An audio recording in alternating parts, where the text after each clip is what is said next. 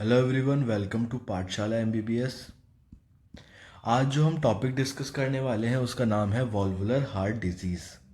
तो जैसा नाम सुनने से हमको पता लग रहा है, वॉल्वुलर हार्ट डिजीज़ क्या है? इस ग्रुप ऑफ कंडीशन जिनमें हार्ट के वॉल्व की फंक्शनिंग अफेक्ट होती है। बेसिकली हार्ट के अंदर वॉल्व्स प्रेजेंट होते हैं जो कि जिनका काम होता है प्रॉपर ब्लड फ्लो को मेंटेन करना चैम्बर्स के अंदर और बैक फ्लो को प्रिवेंट करना। और इन केस कि किसी डिजीज़ की वजह से या डैमेज होने की वजह से ये प्रॉपरली फंक्शन ना कर पाए तो कार्डियोवास्कुलर कॉम्प्लिकेशंस हमको फेस करने पड़ते हैं। तो वॉल्वुलर हार्ट डिजीज़ की डेफिनेशन क्या है? व्हेन द एबनॉर्मलिटीज़ और डिसफंक्शन इन वन और टू वॉल्व इज सीन, मतलब या तो एबनॉर्मलिटी या फिर डिसफंक्शन, वो फंक्शन ही नहीं कर पा रहा है प्रॉपरली, एक या दोनों वॉल्व। ठीक है, तो वो कौन सी कंडीशन हो जाएगी? वॉल्वुलर हार्ट डिजीज़। ये दो तरीके से क्लासीफाई किए जाते हैं, अक्वायर्ड एंड कंजेनाइटल। अक्वायर्ड हो सकते हैं due to infections and congenital is due to genetic defect. जब बाय बर्थ हमारे जो जीन्स है वो इस तरीके से है कि जो बनने वाला वॉल्व है वो प्रॉपर नहीं है, तो वो हो जाएगा कंजेनाइटल। और अक्वायर्ड जब किसी इन्फेक्शन की वजह से, जैसे कि rheumatic heart disease, infective endocarditis, इनकी वजह से या एज रिलेटेड डिजनरेशन की वजह से जो वॉल्व है वो डैमेज हो जाता है और फिर फंक्शन नहीं कर पाता है, तो वो हो जाएगा अक्वायर्ड वॉल्वुलर हार्ट डिजीज़। इसकी इटियोलॉजी की बात करें तो जो वॉल्वुलर हार्ट डिजीज़ है वो दो तरीके से हो सकता है। एक तो हमने बात की कि जब वो जेनेटिक्स की वजह से हो रहा है तो वो आ गया कंजेनाइटल के अंदर, और दूसरा जब वो अक्वायर कर रहे हैं। तो अक्वायर करने के मोस्ट कॉमन कॉजेज़ क्या क्या हो सकते हैं? जब पेशेंट रूमेटिक फीवर में सफ़र हो तब वॉल्व के डैमेज होने के चांसेस बढ़ जाते हैं। Infective endocarditis, calcific aortic valve disease. अब ये कैल्सिफिक एओर्टिक वॉल्व डिजीज़ क्या है? तो इसको हम क्या करेंगे, ध्यान से देखेंगे कि क्या क्या इसमें आ रहा है। कैल्सिफिक यानी कैल्शियम, एओर्टिक वॉल्व यानी एओर्टिक वॉल्व इन्वॉल्व है, डिजीज़ यानी कि ये प्रॉपरली फंक्शन नहीं कर रहे हैं, है ना। तब एओर्टिक वॉल्व क्यों प्रॉपरली फंक्शन नहीं कर रहा है? क्योंकि वहाँ पे कैल्शियम का डिपोजिशन हो गया है। ठीक है।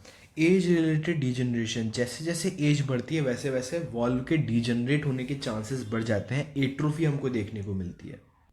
तो ये था वॉल्वुलर हार्ट डिजीज़ का इंट्रोडक्शन। इसके पैथोफिजियोलॉजी की हम बात करें तो बेसिकली दो चीज़ें हमको देखने को मिलती है। जब भी वॉल्व हमारा इफेक्ट होगा हार्ट के अंदर, हमको दो चीज़ें देखने को मिलेगी। एक होगी वॉल्व स्टीनोसिस और एक होगा वॉल्व रिगर्जिटेशन।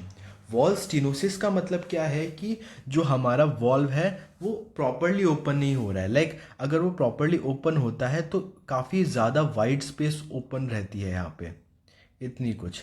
लेकिन स्टिनोसिस में क्या हुआ, वो ओपन तो हो रहा है बट पार्शली ओपन हो रहा है। इस वजह से क्या होगा कि जो चैम्बर है, जैसे कि ये हार्ट का लोअर चैम्बर है या हार्ट का अपर चैम्बर है, अब ये प्रॉपरली ओपन नहीं है, तो जब इसका एट्रिया कॉन्ट्रैक्ट करेगा और ब्लड वेंट्रिकल में जाना होगा, तो क्योंकि यहाँ पे स्पेस बहुत नैरो है तो प्रेशर बढ़ेगा और साथ में जो ब्लड फ्लो है वो भी डिक्रीज होगा। समझ गए? तो क्या हो रहा है,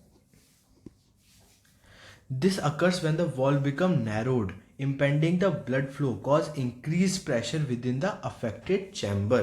तो क्या होगा, ब्लड फ्लो डिक्रीज होगा, साथ में जो प्रेशर है वो भी क्या हो जाएगा, बढ़ जाएगा।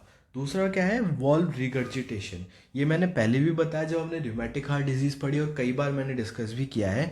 वॉल्व रिगर्जिटेशन का मतलब क्या होता है, जब वॉल्व को बंद होना हो तब वो प्रॉपरली बंद नहीं हो पा रहे, उस वजह से क्या हो रहा है, हमको बैकवर्ड फ्लो देखने को मिल रहा है ब्लड का वेंट्रिकल से एट्रिया में।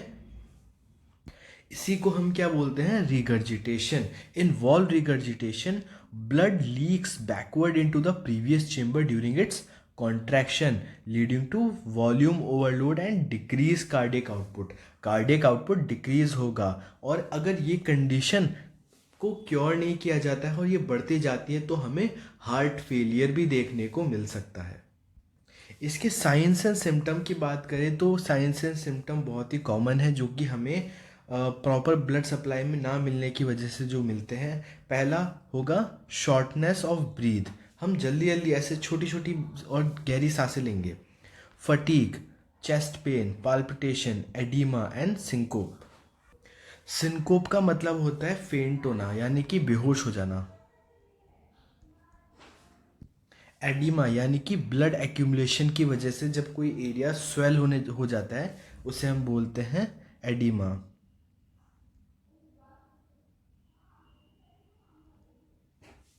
तो ये सभी सिम्टम हमको वॉल्वुलर हार्ट डिजीज़ के अंदर देखने को मिलेंगे। साथ में जब हम ऑस्कल्टेट करेंगे पेशेंट को, तो हमें साउंड सुनाई देगा, जैसे मरमर वगैरह वगैरह। तो ये एक डायग्नोस्टिक क्राइटेरिया हो सकता है हमारे पेशेंट को वॉल्वुलर हार्ट डिजीज़ के लिए आइडेंटिफाई करने का। इस डिज़ीज़ की सीवियरिटी की बात करें तो ऐसा नहीं होगा कि अगर इसको पेशेंट को बहुत ज़्यादा सीवियर सिम्टम्स देखने को मिल रहे हैं तो उसकी वॉल्वुलर हार्ट डिजीज़ की सीवियरिटी भी ज़्यादा है। यानी कि ये आपस में प्रोपोर्शनल नहीं है कि severity of the symptom does not always correlate with the severity of valvular heart disease. अगर किसी के वॉल्व ज़्यादा अफेक्ट नहीं हुए हैं फिर भी उसमें हमको सीवियर सिम्टम्स देखने को मिल सकते हैं, लाइक जो हमने डिस्कस किए, excessive shortness of breathing, fatigue, chest pain, palpitation, oedema and syncope.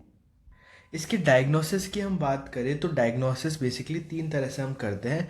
पहला होगा फिजिकल एग्जामिनेशन, जिसके अंदर हम पेशेंट का फिजिकल थॉरो एग्जामिनेशन करेंगे। दूसरा इसका ऑस्कल्टेशन करेंगे। ऑस्कल्टेशन के अंदर हमको कैसे साउंड सुनाई देंगे? मर्मर्स। दूसरा हम कर सकते हैं इसका एकोकार्डियोग्राफी करा के। Echocardiography basically primary diagnostic measure है। एकोकार्डियोग्राफी यहाँ पे क्या है? प्राइमरी डायग्नोस्टिक मेजर है, और ये बताता है कि वॉल्व की मॉर्फोलॉजी कैसी है, वॉल्व किस एक्सटेंट तक डैमेज हुआ है, वॉल्व प्रॉपर्ली फंक्शन कर पा रहा है कि नहीं कर पा रहा है। अब प्राइमरी टेस्ट तो इकोकार्डियोग्राफी हो गया, इसके अलावा भी हम कई टेस्ट करा सकते हैं, जैसे electrocardiography, chest X ray, cardiac catheterization, इनको भी हम अकाउंट कर सकते हैं। अगर वॉल्वुलर हार्ट डिजीज़ के ट्रीटमेंट की बात की जाए तो बेसिकली फार्माकोलॉजिकल एम हमारा क्या होगा इसमें? सिम्टम्स को एलिवेट करना, यानी कि इसके अंदर हम सिम्टोमेटिक ट्रीटमेंट देंगे और कॉम्प्लिकेशंस को होने से प्रिवेंट करेंगे और इसके प्रोग्रेशन को भी हम अडेयर करेंगे। तो ये हम पढ़ेंगे फार्माकोलॉजी के अंदर। दूसरा हम सर्जिकल प्रोसीजर कर सकते हैं। वो डिपेंड करता है कि जो हमारे वॉल्व है वो किस हद तक डैमेज है। अगर वॉल्व रिपेयरेबल कंडीशन में है तो हम उसको रिपेयर कर देंगे। अगर वॉल्व बहुत ज़्यादा डैमेज हो चुके हैं तो हमको उन्हें रिप्लेस ही करना पड़ेगा, या तो हम रिपेयर कर सकते हैं या रिप्लेसमेंट कर सकते हैं। एक और चीज़ हम कर सकते हैं, ट्रांस कैथेटर टेक्निक।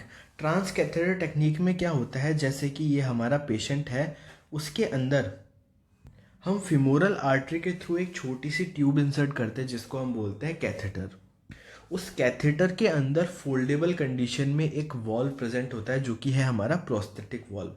अब फिमोरल आर्टरी के थ्रू होते हुए, एओर्टा के थ्रू होते हुए हम कोरोनरी आर्टरी तक पहुंचते हैं और वॉल्व के वहां जाके उस कैथेटर से प्रोस्थेटिक वॉल्व को रिलीज कर देते हैं, और जो वॉल्व है वो अपने मतलब जो डैमेज्ड वॉल्व है उसके अंदर ही इंसर्ट करते हैं, जिससे कि वो प्रॉपरली फंक्शन करने लग जाता है। ये मेनली उन पेशेंट्स के अंदर किया जाता है जो कि हाई रिस्क सर्जिकल पेशेंट्स होते हैं। ये हाई रिस्क पेशेंट कौन होते हैं? बेसिकली सीवियर एओर्टिक स्टेनोसिस वाले पेशेंट।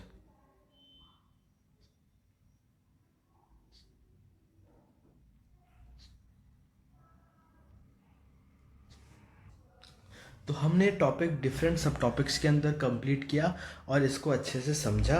ये क्वेश्चन कई बार एग्जामिनेशन में पूछा जा सकता है और ये एग्जामिनेशन के पॉइंट ऑफ व्यू से भी काफ़ी इंपॉर्टेंट है।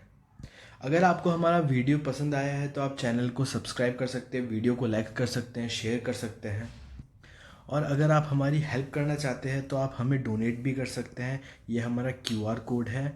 बेसिकली जो हम वीडियोस प्रिपेयर करते हैं उसमें काफ़ी ज़्यादा मेहनत लगती है। पहले हम प्रेप लैडर, रॉबिन्स जैसी बुक से डिटेल में उस टॉपिक को स्टडी करते हैं, फिर जो टॉपिक है उसको हम बहुत ही शॉर्ट और कंसाइज तरीके से ऐसे प्रेजेंट करते हैं जो कि यूनिवर्सिटी एग्ज़ाम के लिए सफिशिएंट कंटेंट है आपको मैक्सिमम मार्क्स दिलाने के लिए।